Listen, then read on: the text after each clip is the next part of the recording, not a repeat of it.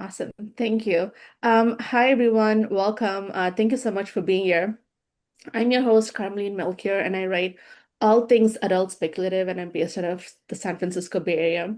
So I'm super, super excited to be moderating today's panel on what makes healthy agent-author relationships. I think it's something that's on top of mind for every author every day of every year. And it's one of those topics that's really straightforward on paper, but in practice, it can be a lot more nuanced. And at the end of the day, it's both a professional relationship, but also a deeply personal one. And so we're really lucky to have a great group of panelists here to share what their experiences have been, their different perspectives. And we'll talk through everything from finding the right agent to maintaining the relationship and what to do when things don't go as planned. And our first panelist here is DeAndra Davis, the award-winning author of All the Noise at Once and the upcoming novel, The Lovers, the Liars, and Me. DeAndra, hi, welcome. Hi, so glad to be here. Anything you want to add? You know what? I am on my third agent, so I feel like I should be a pro at this. Okay, I'm ready. Next up is Jessica Lewis, the author of Monstrous and Bad Witch Burning, as well as the upcoming novel, Hallie's Rules for a Recovering Romantic Summer. I think that comes out later this year, and I will consider it as a personal birthday gift to myself. Jessica, over to you if you want to say hi. Hello. Yes, it comes out in July, so that's really exciting. And it's a romance, a YA sapphic romance. And So it's very your first. excited. Yeah, very excited to talk about Agent. Awesome. Welcome. And next up, we have M. Stevenson, the author of Behooved and This Treacherous Night, excuse me, coming out next year, later next year, I believe. Is that right, Em? Yes, the so Behooved is out now. This Treacherous Night comes out in spring of 2027. Very exciting. And last but not the least, we have Solar Huang from the other side of the world, the author of The River Runs Red, coming out next year. Solar, welcome. Hi, nice to be here. Yeah, I'm with WME's UK, but I have been with my agent since like 2024, so we're coming toward like the 2 year mark. But she's my first agent, but my book was actually sold via the WME Books US team. So I work very closely with the other agents as well, and I'm happy to talk about them both in this panel. Awesome. Let's do it. So I thought we could start at the very beginning of a writer's journey. The act one is getting an agent. And Deandra, maybe you could kick us off. When you signed with your agent, what made you feel like they were the right fit? Which one? Your latest one, probably. No, no. I mean, with my most recent agent, I think it was interesting because I think she was the one who, like, getting off of the call, I felt like I wanted to say yes then, even though I had already, and she wasn't the first person that I had spoken to. And I still gave myself time to think. But I think I've learned, especially having had agents before, and why I knew that this was the right agent for me is that I kind of stopped making decisions because I do feel like, again, this is business, but it is so personal. I think sometimes when we're picking agents, it can, especially because you're doing calls and everyone is so flattering and everyone is so personable, I think it becomes too personal sometimes. Um, and I think I knew that she wasn't just the right decision in terms of how we could communicate and how we could interact personally, but I knew that she was the right business decision. And I think that that was the biggest difference in the way that I decided this time around versus otherwise. Like I wanted someone that I could get along with and that I could communicate with and that I could easily interact with, but I also wanted to make the best business decision. Right. And I think that's a lot of, sometimes some authors forget that this is, in fact, a business and it's not just an art, because at some point you can make your best art, but you also have to make the best business decision. Um, and so, how should an author think about finding the right agent versus a big name agent? Em, do you want to take that one? Sure. Yeah, it's complicated, obviously. Um, yeah, I think like one of the things when I was looking is that I was looking more at the agency than the particular agent in terms of like how large or how well established they are. Because I think, I mean, so I'm on my second agent, and when I signed with her, she was very new to agenting, but she was at a very established agency. So I also like find the business aspect really important, as well as the like personal part. So I think for me, like it was really important to find somebody who had the mentorship and the connections, because I mean, there isn't like an official like agent certification or anything. So it's really all about like their training and the who they know and like who they've been mentored by about like how good they're actually going to be at business parts. Because even if they're amazing at editing, if they don't have those connections to sell your book and they don't know how to represent you to the publishers, then that's not going to be your best advocate. Right. It almost boils down to a bunch of things like being good business partner, a salesperson, and a kind human being, right?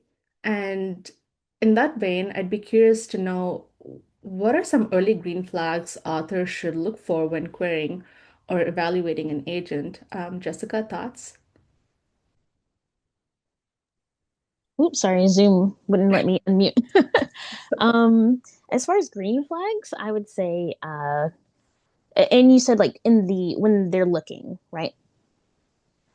Okay, so I would say a very strong established agency. Like they don't have to be the head of the agency, but as long as one, they have good mentorship. Um, and they have like a variety of deals. So they have Big Five, they have some mid press like Scholastic or Sourcebooks. They're very active. They don't have to be active on social media. That can be kind of a pitfall. So not every agent who talks the loudest is the best. So think about like the business decision, like how many sales are they making? How many clients do they have? Are their clients diverse? Especially for BIPOC authors, you don't want to be the first. I always tell people that you don't want to be the guinea pig. So if they all have white clients and you're not, that is something to consider. So just make sure you do your due diligence and see, are they on the business side, are they a good fit for you? Right. I mean, I really like what you said, and I wish I had known that early into my career, because I definitely may have been a guinea pig for someone else. And Solar, what do you think the opposite are? What are some red flags authors should be aware of? Oh, where do I even start? I mean, I think obviously, I don't know if you guys also feel the same, but when you're on a call, you kind of look through very rose-tinted lens, and every call sounds amazing and everybody sounds very excited about your book. But I think what's important is when you ask your questions. And that is why I also think that you need to come with a list of questions if you wish. And it depends on how they answers those questions. So this is a little anecdote for me, but for me, as someone who query outside of the US and in the UK, actually, I think that sometimes this is not really a red flag, but I think where the agent is based can also be something worth considering. Out of all my offers, I ultimately come down to two UK agents, and but I actually always aim for the US markets. So I know that this sounds a little contradicting. I think that it's okay. It's important to think about your goal or like your how you want your career to progress and see how the offering agent can aid that. I did have US offers, though the reasons that I didn't choose them was completely irrelevant to this. But anyway, a UK agent will, of course, prioritize the UK market, but I accepted the offer from my agent because I know that in her positions at the current agency, she can also help me get into the US market, which she did. Right. And I'd actually like to know a little bit more about that process. Um, what made you query both UK and US at the same time? I know a lot of writers will query the US market, and when they have exhausted their options here, then they'll query in the UK. But that doesn't sound like that was your game plan. No, yeah, I when I was querying, it didn't really matter to me in terms of like where the agent is based at all. It's only when I have to like make a decision. Right. And I also briefly thought about like time zones and Right. how that can affect the communications, but yeah, that wasn't like a huge problem, I think. Got it. No, that makes sense. And I have one last question for the segment here. For newer writers who are just beginning to query, what are some clear signs that an agent might not be legitimate or, let's say, acting in an author's best interest? Thoughts? Well, I mean, there's a lot of the kind of more obvious red flags, like the things that you can find on Writers Beware, like, they're charging money or such, which are definitely, run away immediately. I think some of the other things can be harder to see, especially without talking to clients. I mean, one of the things that you can research is you can look at who they're selling to. So, for instance, if all of their deals are with like agent or not agencies, or with publishers that don't require agented submissions, then that can be a red flag. Definitely, like when you talk to clients, communication, I think, is probably like the biggest issue that comes up with working with agents. And like not necessarily that they're bad communicators so much as like a mismatch in style. Because, for instance, if you are somebody who works really fast, but your agent reads really slowly, that doesn't mean they're a bad agent, but it might mean that they're a bad fit for you. It almost sounds like dating, but with Yeah, honestly, yeah. I mean, I often equate the author agent author relationship to a second marriage. Like, I have my husband, and this is now the second most important relationship in my life. And, it's awful when things don't go according to plan. And, once you've signed, I'd be so curious to hear from all of you about what does a healthy working relationship actually look like on a day-to-day basis? Deandra? Yeah, and I think I can speak to it just because I've had so many different relationships with agents.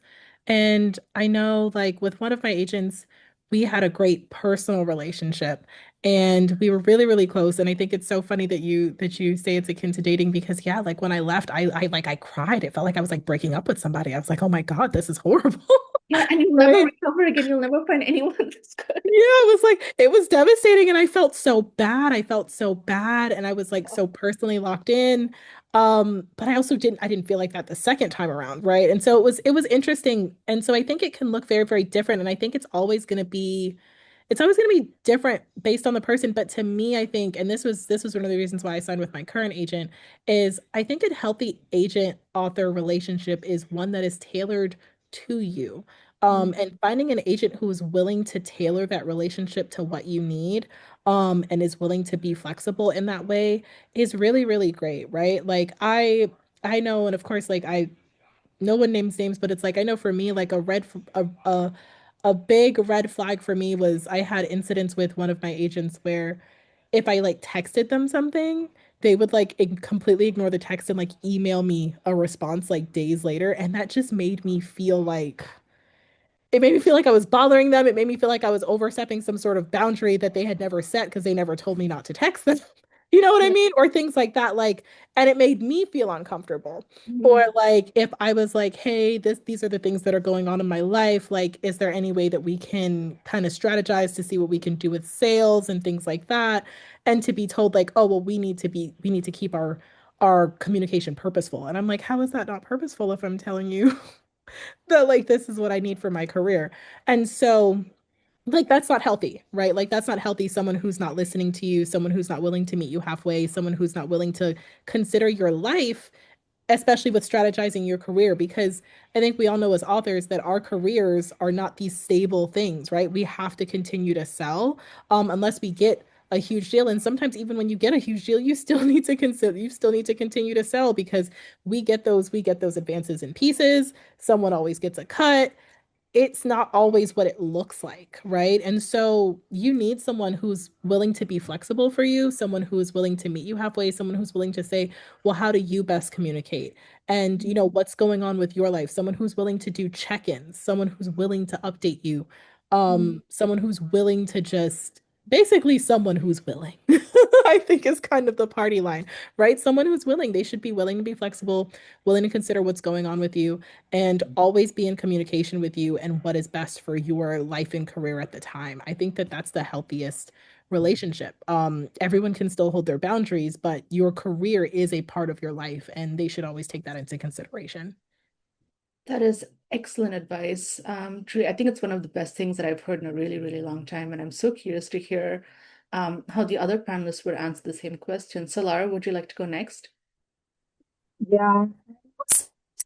It vibes with me a lot what DeAndra said, and just to echo it, her here, I also think that most people don't realize that often you, the author, are the one setting the boundaries. I mean, you should be able to choose your best way of communication, how often, whether it's email, WhatsApp, calls, and like you should be able to choose it. Obviously, like we're talking about all requirements are reasonable and we all treat each other with respect. But I'm speaking from the view of someone who was represented for the first time, and I think this will also be relevant to a lot of people who are new and who are also represented for the first time. We often think of our agents as someone who kind of sit a little bit higher in the hierarchy. And so we kind of like, we don't know if this is like normal or not. So I think that if something feels off or if you're confused, just ask early as well, because I also think that most problems in an author and agent's relationship come from silence and not necessarily conflict. And sometimes we just let it sit for a long time. And yeah, at the end of the day, I mean, it's a partnership, right? And the smoother you can make the communication, the stronger that partnership becomes. Right, right. Jessica, would you like to add anything? I mean, they've done a really good job of saying, yeah, communication is key, and the right fit is key. I am also on my signing agent, the agent that I signed with. But I did have an offer from an agent that I really liked, and we had connected before on a previous book before the one that I signed with. And I got to the call, and I don't know, I just had like a feeling that we wouldn't be a good fit, even though we had interacted before, and it was based on the little things like the communication style. For me, I prefer a business relationship. Like me and my agent, we don't text each other on the weekends. I didn't even know she had kids until 2 years into our relationship. Like we are just like strictly business, but I prefer it that way, because I do think it can get very messy. And but I know I have friends who are authors and they would hate that. Like they need to talk to their agent all the time. They need to be able to reach them at all times of the day. And I just prefer a little distance. And so I think my agent is great, but somebody who has an opposite personality would really hate her. And so you just have to know yourself very well. I always tell people before you start querying, or like when you get into it a little bit, write down your non-negotiables. Like if you need to be able to reach your agent at 8 o'clock on a Saturday night, you need to ask them, are you approachable at a time that I need you? If you need somebody who is not also an author, that needs to go into your non-negotiables, and that will cull down your list a lot, your agent list, but you'll more accurately get a better fit, which is always the goal. That makes sense. Em, I'd like to ask you the next one. We've been talking a lot about communications, and I'm curious, how do you set expectations on communications, especially during quieter periods during submission, for instance? Do you text your agent at 8 p.m.? No, my relationship with my agent is also very business like. We primarily communicate over email, except like when we have a call to discuss things, and she's in the UK, so like our business hours are different. So if it's after 5 p.m. UK time, I usually don't hear from her, and that's fine with me. I think in terms of boundaries and stuff, most of that for me has been around submission, because for her general communication style, like I haven't had any issues there. It works great for me. But we had a discussion about like what I wanted to hear. Like, did I want to get all the rejections? Like, did I want, only good news? And, when she would be updating me before we went on submission. Yeah, I guess I'll just add on to the previous question as well, because I am on my second agent. I think what everybody said was great. And I would also add that you should not dread communicating with your agent. Because I think that we kind of joke or like say like maybe half-heartedly a lot of the time about like, oh, I'm bothering my agent, like I don't want her or him to hate my work or this book that I sent me. But you should not actually feel like they will. And, your agent should not make you feel that way either. Like, if they make you feel like they are bothering you, then that is bad communication. That is a bad agent relationship. And, if they're making you cry when they read your books, then that's also not great. I mean, I guess some people are, just cry anyway, even if it's good feedback. But like, if they make you feel like your book is shit, that is not what you want in an agent relationship. No, I don't think anyone wants that. That was why I had to leave one of mine, was because of like I genuinely felt like I was a bother. Like it actually was affecting my mental health to the point where I was like, I think you hate me. Like I would tell I was like, I'm pretty sure my agent hates me. And I did not feel like when it gets to the point where you do feel like that, I'm so glad that you said that. You should not dread communicating. M gave the best advice. I'm curious, DeAndra, what made you feel like she hated you? Were there any signs? Was she saying anything? Like what should we be looking out for? Yeah, I mean, and it's never gonna look the same for everyone. I think like there was often passive aggression that was happening that I was picking up on. Or again, like if I asked for things or if I asked for accommodations, and like for me, like I do need accommodations and things like that. Like oftentimes like those needs were not met or those asks were not met, or when I did ask for things, it always felt like a subtle like pushing away. Like I'm asking for something and it's like stop asking me. Like, you just need to trust me to do my job. And it's like, yes, but this is also my career, and I do feel like I should have some level of communication in what's happening with that. Like even something as small as like asking for updates when things were happening. I don't think that like if we have something actively out on submission or if we're actively working through something that you are going 2, 3 months without talking to me, without even attempting to update me, without letting me know like, hey, I nudged today, or hey, I did this, or hey, what's going on? Like, and then if I ask you, it's like, well, I feel like you're just not trusting me. You know, I always wonder, and as you're talking, I'm realizing, what does it feel like from the agent side? Do we come across micromanaging? Are we we difficult? Are we needy? I But it mean, what depends on the agent too, because like when I queried again and I talked to people, they were like, no, that would never, I would have just updated you as I did things. Like you would not have had to run me down to find me yeah. to get that information. And like I think about the agent relationship that I have now, and sometimes, like I'll text my writing friends and I'll be like, imagine I just woke up to updates that I didn't ask for, bless. And it's like for me, it's like, wow, that's so amazing. But truly, that's how it should have been in the first place. Right. Yeah, and that really should be the norm across the board. Solar, what do you think? I actually have a nice example of the other situation, aka a good response, in my opinion.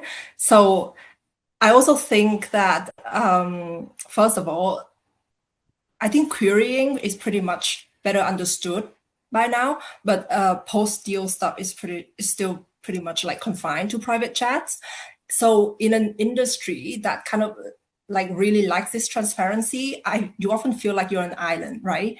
And I joked multiple times with my agents that, oh my God, I felt crazy. And it's like it can be something really trivial, but it felt really big in the moment. And that it's just something that we say, right? Like, oh my God, I feel crazy.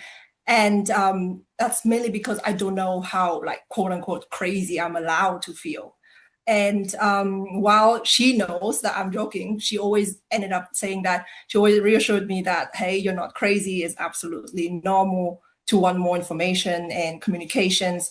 And sometimes I can obviously so she's in the UK and I'm in Germany, so we only have like 1 hour difference.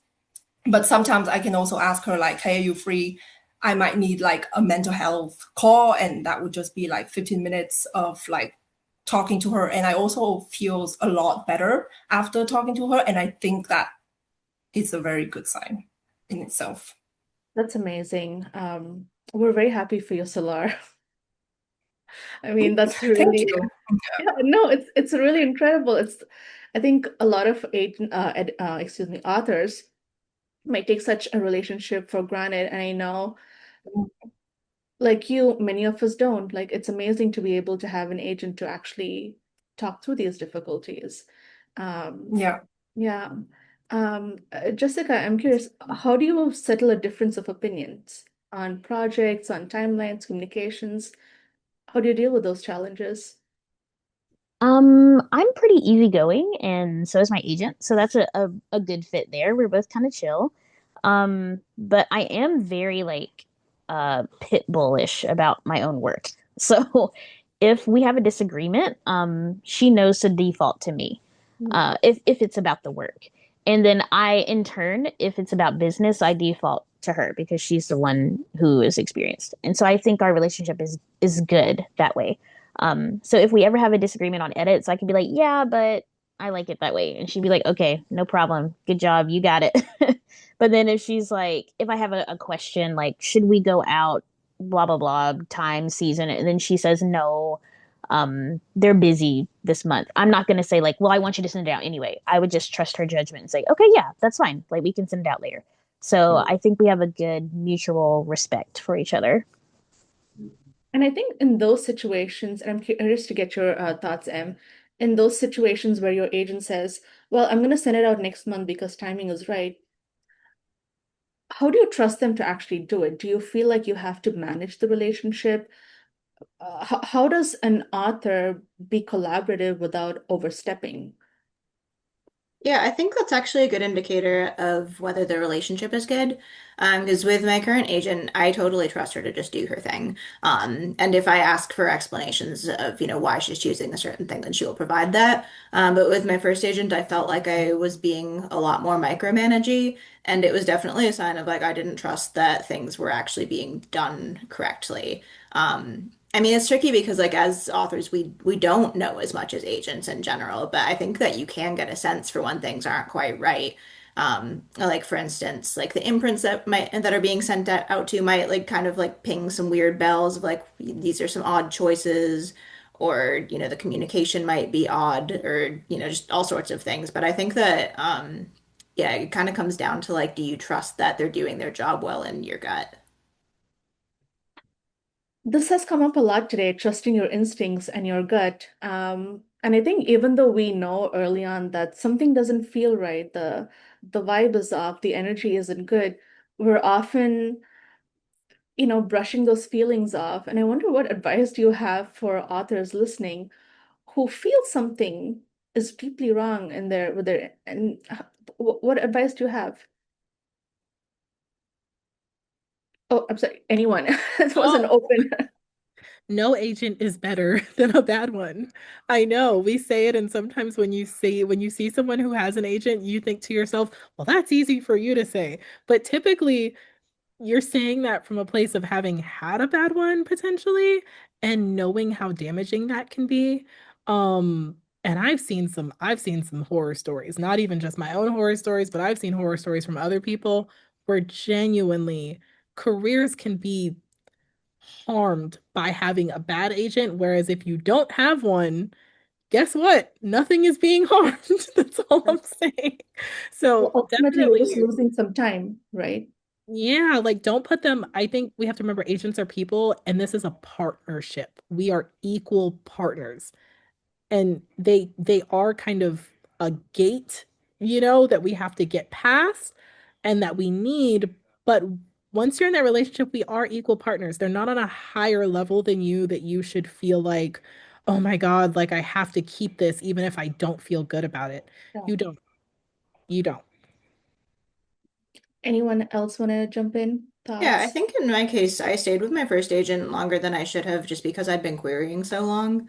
Because I just really, really didn't want to query again. I'd been querying for multiple years and I, had come kind of close with previous books, but that was the only offer that I'd gotten.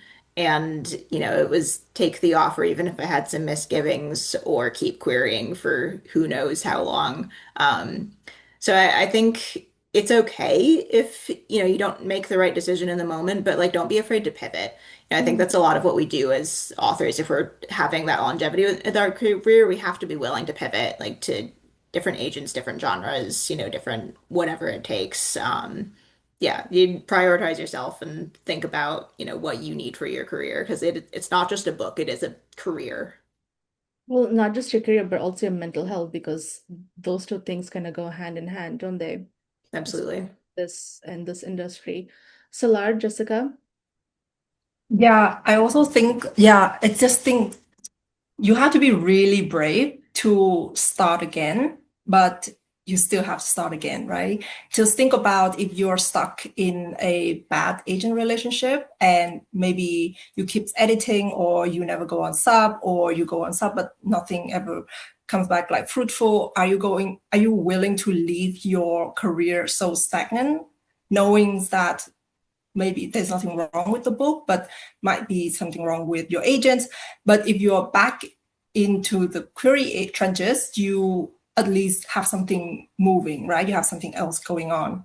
And that's, I mean, I still think that is very scary, of course, but at least those are very actionable things that you can do to push your career forward. Because, like everybody has already mentioned, you have to think about your career first, right? But I think most importantly, though, you have to think of it as a career and not as a hobby, something that you're doing for fun. Because, I mean, I suppose you could, but once you have an agent and it does turn into a business, it brings a lot more nuance to that joy of writing, right? Mhm. Jessica. I was just going to agree with everyone and say that the mental health aspect is so important. Um, like Deandra was saying, if you feel like your agent, like every time you talk to your agent, you're crying, like there's something really wrong with that, and you have to leave. Like even if you are afraid that you'll never get another one, which is statistically unlikely, but even if that's your fear, you can't be in a relationship that is ruining your life. Like your life is too short to be in a place where you're crying every day because of your agent, you know? Like it's just not worth it.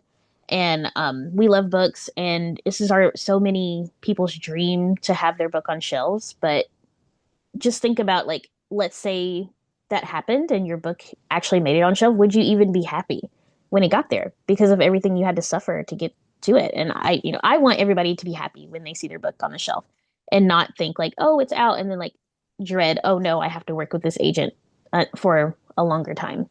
So, like you said, don't be afraid to start again. It sucks. Nobody wants to do it, but you are worth more than to suffer. I mean, truer words have never been spoken, right? Like from your mouth to God's ears. But I think a lot of writers also tend to conflate self-doubt with doubt in their agent. You know, are my books not selling because I'm a bad writer, or are my books not selling because my agent is a bad salesperson? Um, how does one handle that? Deandra, would you like to go first? Yeah, I think it's so funny because I'm talking to a few people about this right now, and it can be so difficult to know if it's you, or if it's your agent or some secret third thing, like is it the market? Because I think that's the one thing that we have to consider too, is that sometimes it's not your book and sometimes it's not your agent. Sometimes it's just not the right time, right? And that can be really difficult to come to terms with. Um, and sometimes maybe it is one of those things. I think one of the things that one of the decisions that I made, especially when I was querying again, was I wanted an agent who I knew their emails were getting opened. That was a bar for me. That was something that I required, right? I was like, I do not want someone who I have to question whether or not editors are going to see their email and be like, it's not that important. I wanted someone where if someone saw their name, if someone saw their agency, if someone saw them in their inbox, they'd be like, you know what? I need to look at that. That was Mhm. important to me. Um, and for me, regardless of whether or not you're a good salesperson, if you are that kind of person, that automatically gives me an edge so that even if my book isn't all that great or whatever the case may be, at least people have eyes on it. So like if you have an agent who you know their emails are getting opened and you're getting responses and people are looking, but the responses are not always positive, okay, it could be the book, right? It could be the book, depending on how long you've been out. Or if maybe you're getting close and it's getting to acquisitions and it's failing at a certain point, maybe it's not the book, maybe it's the timing. It can be really, really difficult to know because there are so many things at play. Um, I think even of my debut, like I went to acquisitions with a big five, who it got all the way there. They really, really fought for, it, and they were like, well, the sports aspect of this. Mm. is the problem here, you know? And it's like, what can you do? What can you do? Like, it can be a great book outside of it, but maybe there's like one little thing that they're hinging on and they're like, I don't know, maybe. And so it wasn't the agent, it wasn't the book. It was Right. just this one little thing. Does that make sense? So I feel like it just varies so much. But I think for me, a good rule of thumb is if we've done two books and we're on the third, that'd probably be a sign for me to walk away. Either we're not editing it well or Something is off. something's going on. Something's going on there. One piece of advice I received from an author some years ago was to watch out for how editors write back to your agent, whether it's the first time they're emailing the submission, a follow-up, or even a rejection. And if they're ending with, well, I look forward to working with you in the future, or let's connect on a different project, it's an indication that they're willing to find something to work on with this agent and build that relationship. And it is, in fact, the book. So you have a clear data point of if it's the book or if it's the agent. And on that note, I want to throw that question over to you. Sure. I guess maybe I'm a bit biased here, but I feel like I've seen just so many good books die on submission from friends that I feel like 90% of the time it is the market. Mhm. Because like it's just, we don't know what editors are looking for, like what they already have on their list, like what they've already bought, in and like maybe they just got a similar submission. We're like, yes, and then now yours comes in the next day and they're like, sorry, we, have already got a book about like I don't know, about mermaids or something, right? They're like, sorry, our spot on the list is filled. And I think especially that's the case when you have marginalized writers, because a lot of the time we see publishers be like, oh, we already have our, Asian book for the season. We already have our queer book. And, none of that is within your control. So I think, I mean, you have to have a certain amount of confidence in your own work, and I think that you can get that, from your agent's feedback, but also just like through other authors and other writers. Is, I have a lot of critique partners who I've worked with, and we got this far, we got an agent, like we know that we're good writers. So I think a lot of the time it's really just like waiting for that alchemy of the right moment. Mm. The alchemy of the right moment is it ever the right moment? I don't know. Solar thoughts? I'm more of the opinion that nothing is wrong with me. That, no, I mean it's just a joke, but I think it's also No, don't joke. something that Nothing is maybe wrong with you. we should start practicing just a little bit more, especially in an industry that it's just full of rejections, right? And but on that note, thinking about the next factor, which is my agent, so my anecdote is that I went out to the UK first, and we actually didn't have a lot of success there, and we actually had a really quick response rate actually. And for some times I was thinking, oh my god, something is wrong with me, because why are they rejecting it so quickly? But over time, especially now, I obviously stopped being too crazy, and I can actually look at things in hindsight. I actually think that is a good thing, because that means that my agent's email is getting read Mm. and she's getting responses, because there are more than time, like on submissions especially, your agents are just sending out the submission into a void, and now we are just stuck in a limbo and we're all waiting, and most of submissions is waiting. So I think that being on the other side of the spectrum, even though that is a lot of rejections in a very short span of time, I still think that it's is an advantage at this point. Mm. So I think also just having a lot of trust in your agents. I always think that my agent would not put like a terrible book on sub. So if she is willing to put this manuscript out, I've done my part at least. And now we wait for this alchemy of good timing, good agent. If the editor wake up with good positive mind at that point, Right. if the acquisition went smoothly and everything. So That makes a lot of sense, and I think we're all going to be latching on to this phrase, the alchemy of the moment. Um, yes. Jessica, what are your thoughts? I basically echo what everyone has said. If you trust yourself and your agent, it usually is the market, unfortunately. Everything is kind of falling apart right now, especially right now. Everything is very difficult. Stuff that worked just 6 months ago does not work today. And everybody's trying their best. And you just have to believe that your book is worth it and it's good enough. And if your agent is a good agent, they will tell you like, hey, if something was truly wrong, they're not going to let you go out with egg on their face because their name is attached too. Like they don't want to go out with a bad project because then editors start looking at them crazy. They're like, excuse me, why did you give me this?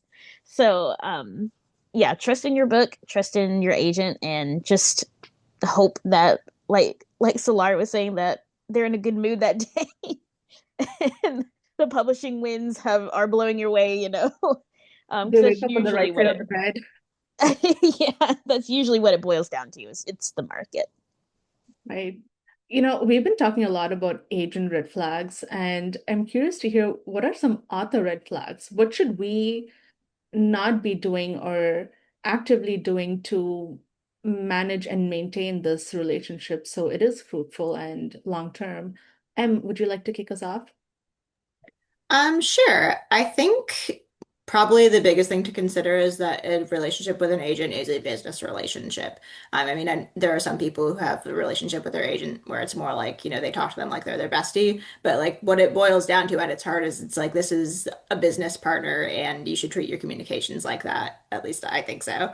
So like when I'm emailing my agent, like I'm not going to email her, a bunch of times in a row with like all of these random little questions that like she doesn't actually need to answer. So I'm trying to be respectful of her time too. Um, like if I know that something's happening, I don't need to, keep nudging her for updates of like, hey, it's been an hour, it's been an hour, just be professional basically. Yeah, not TikTok. I'm waiting over here. Solar, how about you? I think an author red flag can also be how they kind of like, for example, we ignore all the advice, or we disagree with edits, or miss the deadline completely, for example. I think that there are also, I mean, we always want agents to respond to us promptly, but the other side of the conversation should also be smooth, right? And because agents most of the time they sign us for our career and it's not just one book, so obviously they want to sign somebody that they can actually work with. Right. Jessica? My advice is like just don't be a weirdo. Like there's like good weird and then there's like bad weird. Don't be bad weird. Like if your agent has a boundary, please respect that boundary. Um, if they say, "Hey, I prefer email communication," don't call them at 3 o'clock in the morning while you're drunk. Like don't do that. like, like they're not your boss, but they are your business partner. Like if you would not do or share something that you would as like a coworker, then that's probably too much. So, but also do communicate. So, like if you have something big going on, like a death in the family, or you're going on vacation, or something where you're going to be away, or you just make sure you communicate that because you don't want to come home from your month-long trip to Europe and then you have like a dozen emails and your agent's like, "Are you dead? Like what happened?" So, Yeah. just be communicative, but not like 3 o'clock in the morning. Yeah. I love that. Don't be a weirdo. I know I'm going to be laughing about that one later. Deandra? Yeah, I think similar to what Jessica said, hold boundaries and respect boundaries. I think know what your boundaries are, know what your non-negotiables are, but also like respect other people's. I think the same thing. Like I text my agent, but I don't text my agent all the time. Does that make sense? Like they're like if it's 5 o'clock, I'm not texting my agent past 5 p.m. because at the end of the day, work hours. Like I treat it just the same way I would an email. And I don't text her anything that's like business related because that's like email. It's like if it's just something I need a really, really quick response to or something like that. And I don't need to be, all the time. Like you have things to do. I would hope you have things to do. And so I definitely think, but also I do that because that's something that she's okay with. Does that make sense? Like I wouldn't be doing it if it was something that she wasn't okay with. And so I Yeah. definitely think like know people's boundaries, respect people's boundaries, know your own boundaries and stand up for your own boundaries. But like it's a red flag if you are willing to violate people's boundaries. It's a red flag if, yeah, like to be like Em said, like back to back to back to back emails, you're doing too much. Calm down. Yeah. Like back to No, it back would stress anything, me out. like relax. Like if I forget something and I have to send a second email, I'm already like, oh God. Like don't like be chill, be respectful, be an adult, be professional, like Yeah. and have patience. Have patience. Don't be Oof. impatient. Because I think that's the biggest thing is sometimes authors get impatient and Yes. that can make us crazy and make us become red flags because we're letting our impatience take over everything. Be patient. So I am a highly impatient person and I'm working on it. And the one thing that I do, because I'm busy throughout the day and I have, I'm just not at my computer. And these questions about publishing come up at 9, 10, 11 p.m. at night when I'm just sitting down to think about it. So instead of emailing my agent at 11 at night, I schedule it to go out at 9 a.m. her time. So that way I've gotten it out and I know it's hitting her at a more professional hour of the day. So that's a pro tip from me to all of our listeners. And as we near the end of our conversation, I want to go around the room and ask, what is one piece of advice you would give authors navigating a difficult relationship? What would it be? Is it just leave? Is it wait it out? Talk it through? I mean, and I know that it could be different levels of difficult, right? Where do we start, Jessica? I guess it depends on what you're going through. Because I would say if you and your agent are just having problems communicating, um, sometimes a phone call is good. Because for me, I know like I'm a millennial, so I don't love phone calls, but it is nice to hear like the tone of your agent. So you can tell like if they're annoyed with you or if they are like, "Oh, I'm so sorry. I've just been really busy. Like my kids are having a school play." Like it's good to just like talk it out and then you can hear the response and Mm. see if like okay, and then you can gauge on what's going on. So if you're like, "Hey, I need more communication," and they're annoyed about that, that's a different path than if they're like, "Oh my God, I'm so sorry. I had something to do this week, but after this I will be more available." Right. Um, but if it's a situation where it's like abusive, Mm. like I had a friend who their agent was so awful to them, like actively like destroying their career before their eyes, leave is the only way to get through that. By any means necessary. Like you've got to get out of that situation. Right. Solar? Yeah, I think this sounds cheesy, but be brave and have that difficult conversation. I think, like Jessica has mentioned, a phone call might work wonder. And even if at the end of that phone call you do not think that you should stay, that's also fine. But you had that phone call, and I think, yeah, we it's better to speak everything out and just see how it goes, and instead of just like quietly quitting, I Mm. think, because like I mentioned before, I also really think that most of the failed relationship are because of like silence and not just of anything like explosive. Right. So have that conversation, but if you at the end of that conversation, if you still think that no, it's better for me to leave, then be brave and leave. Be brave and leave. That's always excellent advice for any difficult relationship, not just your agent author one, I think. Yeah. All right, me. Yeah. Yeah, I've actually talked a number of people through leaving their agent. And I think two things. Like, one, if you're already questioning whether you want to leave, then probably the end result is going to be that you're going to decide to leave the agent. Because I think, if you're having doubts, then those doubts usually don't just go away. And like, usually those problems exacerbate. Um, but Also, the other thing, and this is what I usually say, is do what you need to be sure that leaving is the right decision. If that means, you stick it out for longer, you give them another book, you have that conversation, whatever it is that makes you feel like you have made the right choice. Because that's not like a choice you can just like go back and forth on. And I think I don't really know anybody who's regretted leaving their agent, but you want to make sure that you're leaving with no regrets. Right. And also probably respectfully, right? Like you don't want to burn a bridge and have them bad mouthing you to their peers, but to find a way to do it professionally and probably as soon as possible. Deandra? Yeah, I think all of the advice is really, really great, and that's exactly what I think. I think it depends on the situation.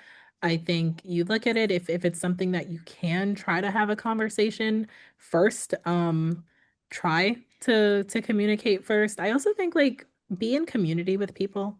Be in community with people, as Em said, like, she's helped people through leaving their agents. Have communities so that you can turn to people and be like, hey, is this normal? First of all, because I think that sometimes that's also helpful. Is this normal? How are you guys as agents handling this? Like, what is you guys' experience? I think that having community and being in community with other authors can at least help you gauge to like at least figure out maybe if you're overreacting first. Because sometimes we are. We're human. Sometimes we are. And so I think like being community with other authors who can give you advice and who can talk to you first and then see like, okay, maybe they'll tell you, hey, maybe that's not a leave thing. Maybe it's worth a conversation first, right? And then you can have that conversation. But I also agree with M, which is that like when you start really, really, really feeling like you want to leave, that for me, that's never gone away. And I Right. don't, for a lot of people, that hasn't gone away. And so I do think before you start getting to that point, be in community with other people, talk to other people, get other people's insight, have people you can turn to, and then try a conversation. And then yeah, if it does get to the point where you're feeling like that, you just gotta you just gotta be brave, as Solar said. Yeah, be brave and leave, because sometimes that is the only option, right? I think what's really clear to me from this conversation is that there's no real single blueprint for what is a perfect agent-author relationship, but the strongest ones are built on a good foundation of communication, trust, and mutual respect. And like any meaningful partnership, that evolves over time. I found this discussion super helpful, and I know our listeners and viewers will as well. Thank you all so much for being here, for being so thoughtful in your responses, for your incredible insight. I have no doubt that this conversation is going to help many, many authors navigate difficult relationships. So thank you, everyone. Thank you for being here.